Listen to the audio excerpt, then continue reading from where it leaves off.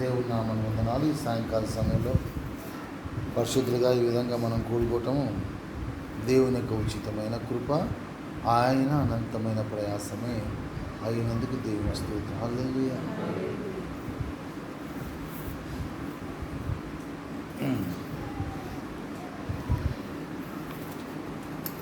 ప్రభు మనల్ని ప్రేమించి నడిపిస్తున్న ఈ యొక్క సమయాన్ని బట్టి, ఈ విధానాన్ని బట్టి, దేవుడు ఏర్పాటు చేసిన ఈ యొక్క విధానాన్ని బట్టి దేవుని వందనాలు, మన స్తోత్రం చెల్లించుకుంటూ ఉండాలి. అంత్య దినాల్లో ఉంటున్నాం. అసలైన శ్రమలను ఎరగాలని దేవుని యొక్క చిత్తం ఏంటున్నది. శ్రమలు అందరికీ శ్రమలు ఉన్నాయి. ఎంత చెట్టుకి అంత గాలి ఉంది కదా. అది శ్రమ లేనివాడు ఎవరు లేడు. ఎంత గొప్పవాడైనా ప్రతి ఒక్కరికి శ్రమలు ఉన్నాయి. కానీ అసలైన శ్రమలు అనేది మనకి ఇంపార్టెంట్.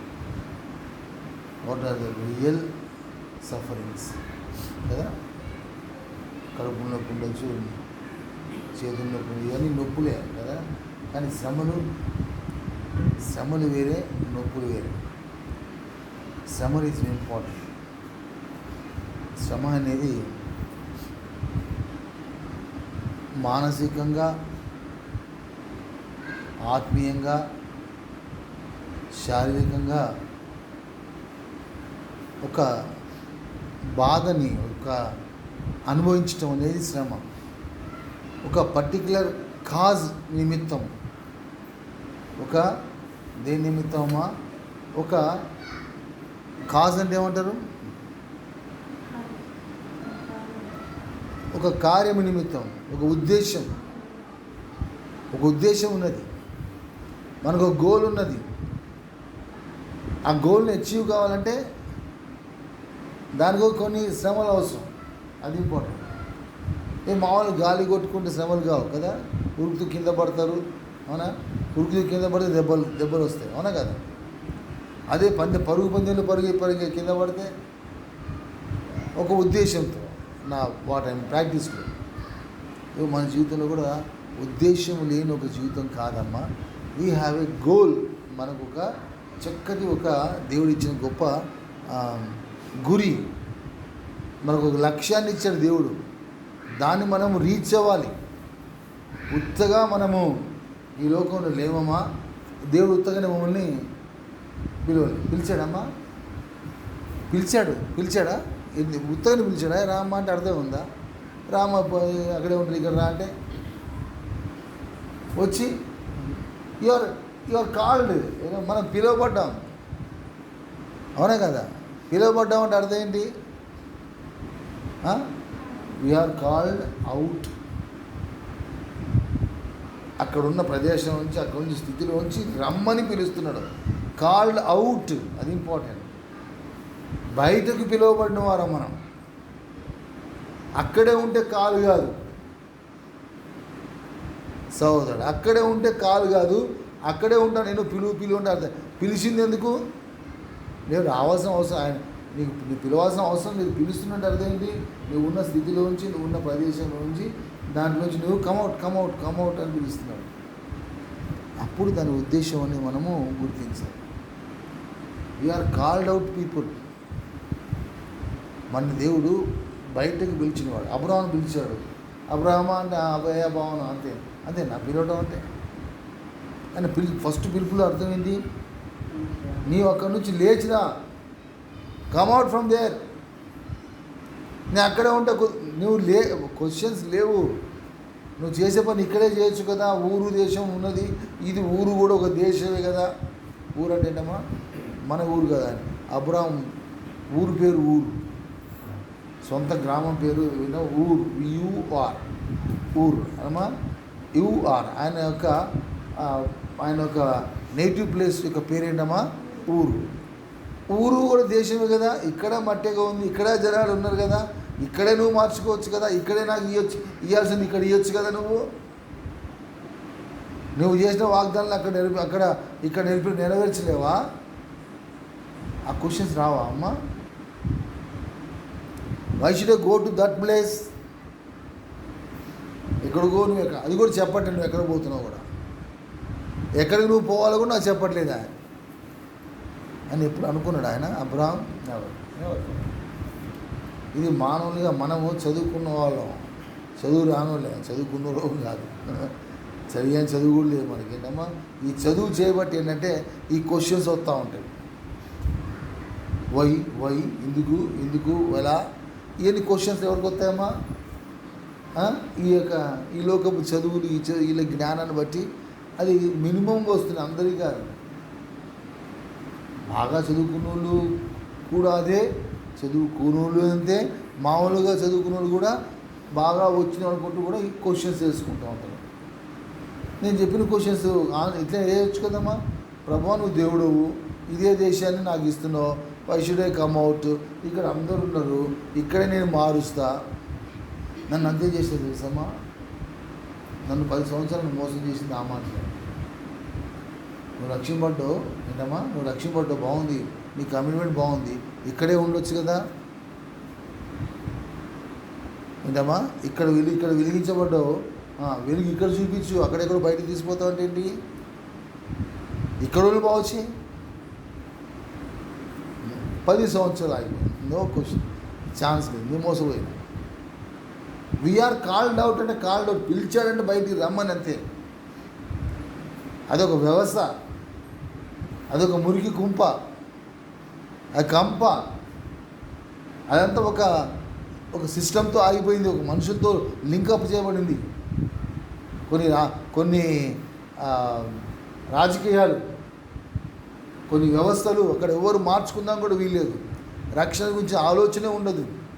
నువ్వెంత చేసినా మళ్ళీ వచ్చి దాంట్లో ఏం చేస్తాడు ఆయన, వచ్చి ఆ యొక్క చల్లారి చేస్తూ ఉంటాడు, ఏముండదు అన్నమాట. అలా చల్లారిన ఆత్మలు ఎన్నో ఉన్నాయి అక్కడ. అలా చల్లారిన ఆత్మలు, నాకు తెలిసిన ఆత్మలే చాలా.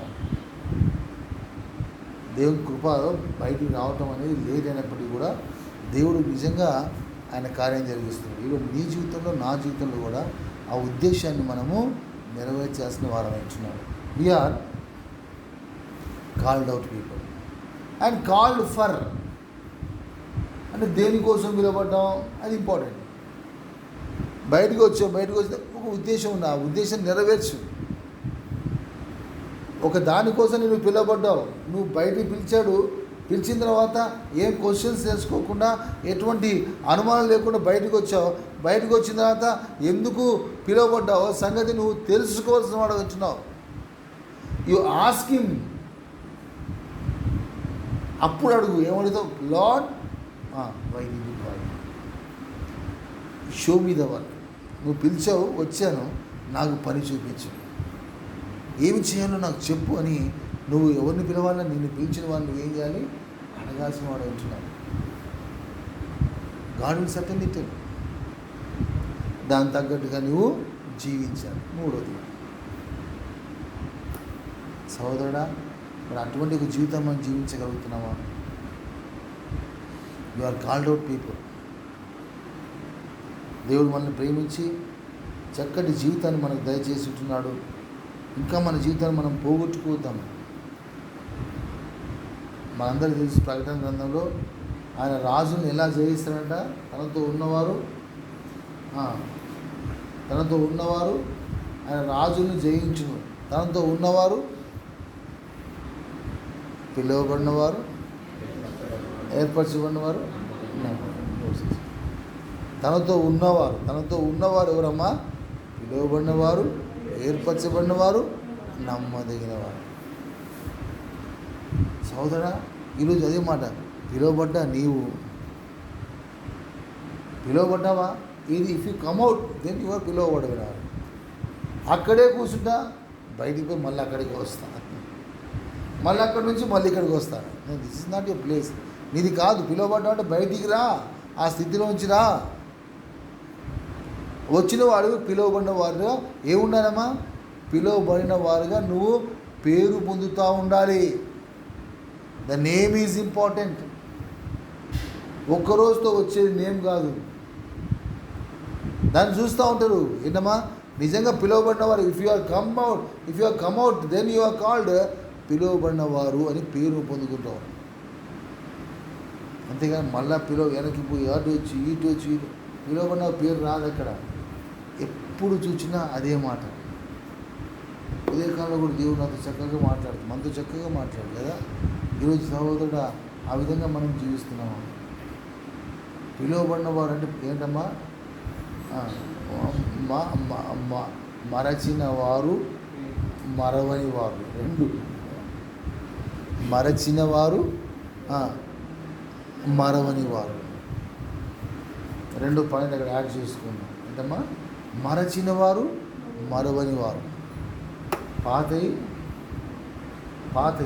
జీవితం, పాత స్నేహితులు, పాత అవన్నీ కూడా నేనేం చేస్తున్నా? మరచిన.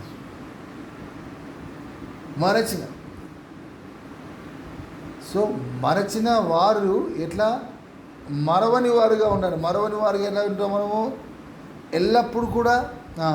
ఎల్లప్పుడు కూడా అన్ని విషయాల్లో దేవునికి కృతజ్ఞతాస్తుతులు చెల్లిస్తుంది. రాత్రి 3 చెప్పుకున్నాం. ఏంటమ్మా?